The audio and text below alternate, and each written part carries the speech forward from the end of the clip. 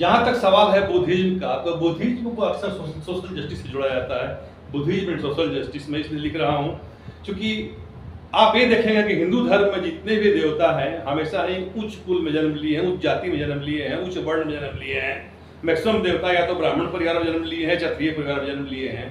जबकि बुद्धा को देखिएगा कि बुद्धा का बर्थ है, अगर बुद्धा का जो पिछला जो उनका बर्थ था, जो जातक कहानी को देखिएगा तो 547 जन्म बुद्धा ने लिया बुद्धत्व प्राप्ति करने से पहले।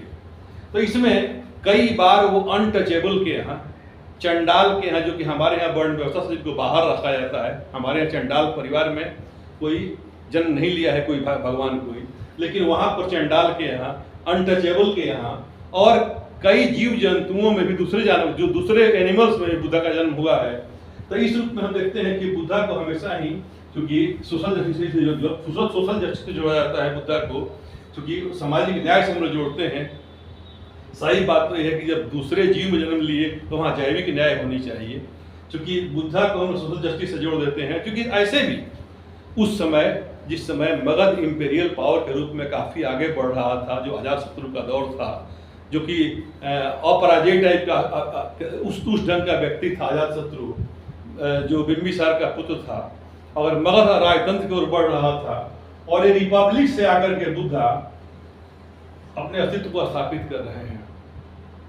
दूसरी बात कि हमारे शास्त्रों में कहा गया है कि गंगा से उधर की भूमि जो थी अछूत भूमि थी उस समय, क्योंकि आर्यों का फैलाव सदा निरा तक हुआ था। सदा निरा का मतलब गंडक होता है, इसका मतलब सीवान छपरा को बगल में जो एरिया हुआ ये पवित्र भूमि हुई, और गंगा के उस पार तो अपवित्र भूमि हुई। तब बुद्धा नेपाल से, कपिल वस्तु से, शाक्य से आते हुए, मतलब पवित्र से आते हुए, और गया में जाकर के तपस्या किए, उर्वेला में तपस्या किए। उर्वेला ही आधुनिक जो है बोध गया है, और पाली शास्त्रों में उसका नाम उर्वेला आया हुआ है।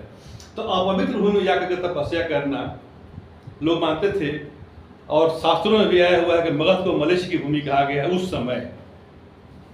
क्योंकि कहा गया है कि हे तकमा, तकमा एक समय उस समय का एक फीवर था, तो हे तकमा तुम मलेच्छ भूमि में चली जाओ।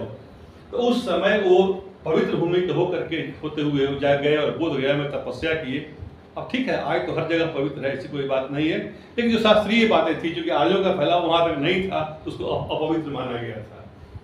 तो एक रिपब्लिक से होते हुए राजतंत्र का विरोध करना, दूसरी बात आवाज उठाना, दूसरी बात कि आपको अपवित्र भूमि होते हुए, पवित्र भूमि से होते हुए अपवित्र के ओर जाकर के अपना तपस्या करना बोध गया में, वहाँ इनको ज्ञान की प्राप्ति होना।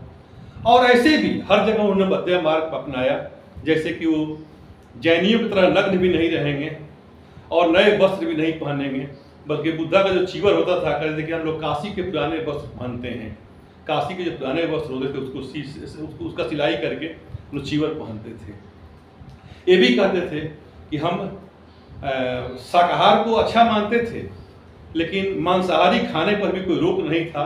हाँ, जीव हत्या नहीं करेंगे, लेकिन जो वो चीज़ आएगा बना हुआ तो खा लेंगे, इसमें कोई दिक्कत नहीं है।